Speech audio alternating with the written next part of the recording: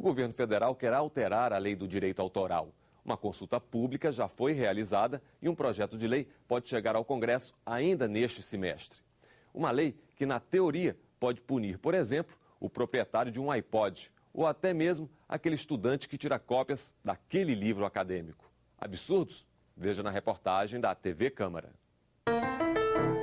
A saudosa Chiquinha Gonzaga, conhecida por sucessos como Abre Alas e Atraente do início do século XX, foi também uma das responsáveis no Brasil pelo movimento em defesa dos direitos autorais. A compositora fundou a primeira sociedade de autores de obras teatrais no país e defendia o direito de receber parte da arrecadação cada vez que as músicas fossem executadas num espetáculo. O direito autoral não se prende a pagamento.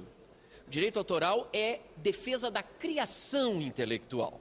Porém, todo profissional, quer dizer, o autor é um profissional, vive disso. Então, precisa ter a sua retribuição também, no caso da comercialização de seus livros ou da comercialização de suas obras musicais. Enfim, é uma forma também de sobrevivência.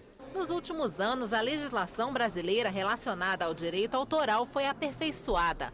Hoje é considerada uma das mais rígidas do mundo, algo nem tão bom assim.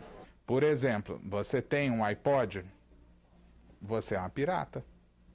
Você é uma pirata. Não é porque baixou música na internet nem nada. Você comprou um CD na loja e você passa para o seu dispositivo portátil para você escutar, você viola a lei de direito autoral 2 vezes para cada música. Você sabia disso? Para a classe artística, é importante melhorar a forma como é feito o repasse dos recursos do direito autoral.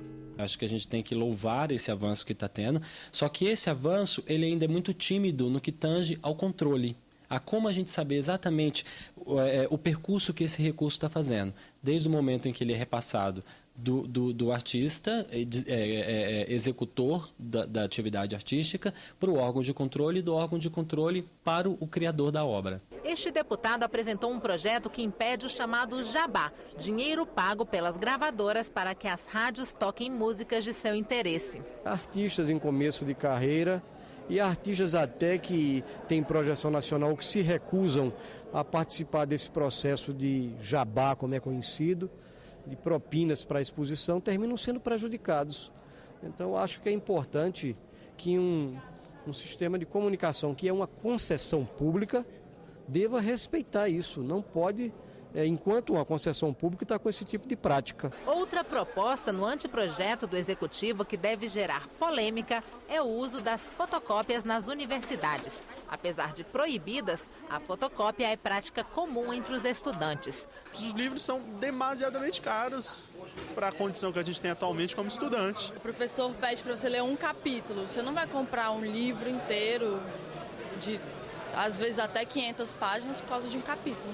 O anteprojeto do governo permite a xerox, mas com o pagamento de direito autoral. Livros cuja edição está esgotada. Livros que as editoras não fizeram uma edição popular, brochura, barata. Não colocaram disponível na internet. Portanto, é um livro que é uma reserva de mercado absolutamente sem sentido. Nós temos que divulgar o conhecimento. Se não há um interesse comercial em jogo, se é apenas uma cópia ou de parte de um livro, não há nenhum motivo para restringir essa possibilidade ou abrir esta válvula na legislação que vai defender os direitos autorais. 2 anos depois da promulgação da Constituição de 88, nascia o Código de Defesa do Consumidor. Em 11 de setembro, a lei completou 20 anos. E se para muitos a legislação ainda não é o suficiente, para tantos outros, reclamar é sim um direito legítimo e que vale a pena. Veja na reportagem da TV Senado.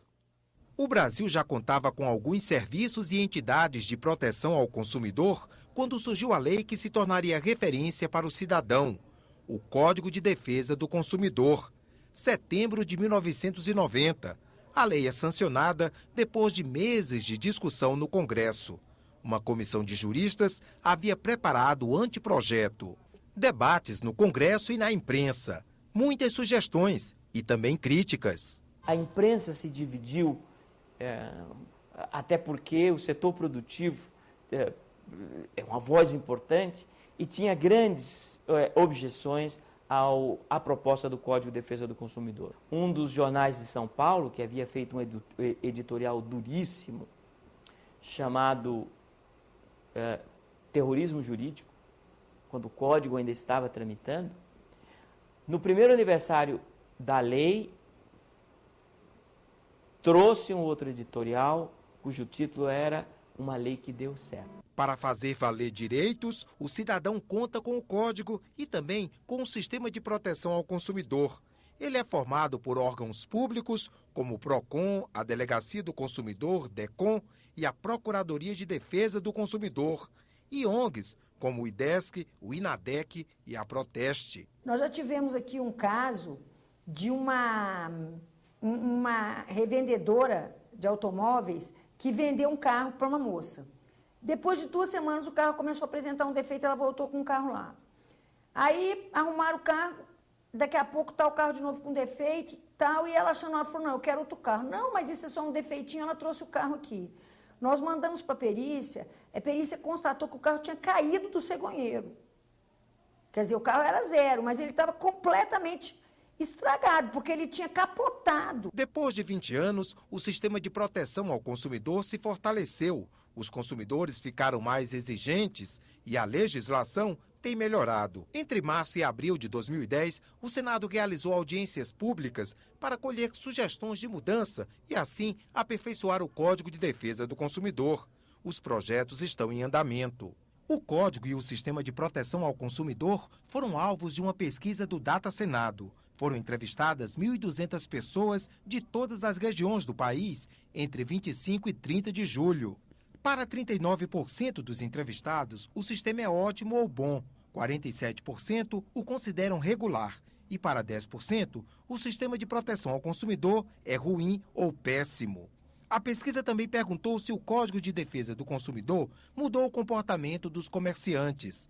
68% dos entrevistados disseram que sim e que foi para melhor. Já 27% acham que o comportamento dos comerciantes não mudou. E para 1%, mudou para pior.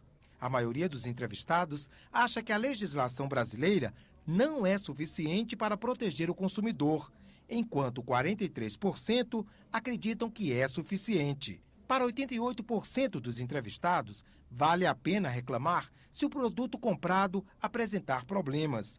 84% dos entrevistados já ouviram falar do Código de Defesa do Consumidor. E 63% disseram que sempre pensam nos direitos do consumidor na hora de fazer compras. Eu sempre procuro ver o contrato e pesquisar o máximo possível. E prestar muita atenção nas pequenas linhas, né? As pequenas linhas que mora o perigo. Contrato eu nunca li, não. Às vezes o produto não é como o vendedor falou. O que a senhora fez? Quebra rapidamente. Nada.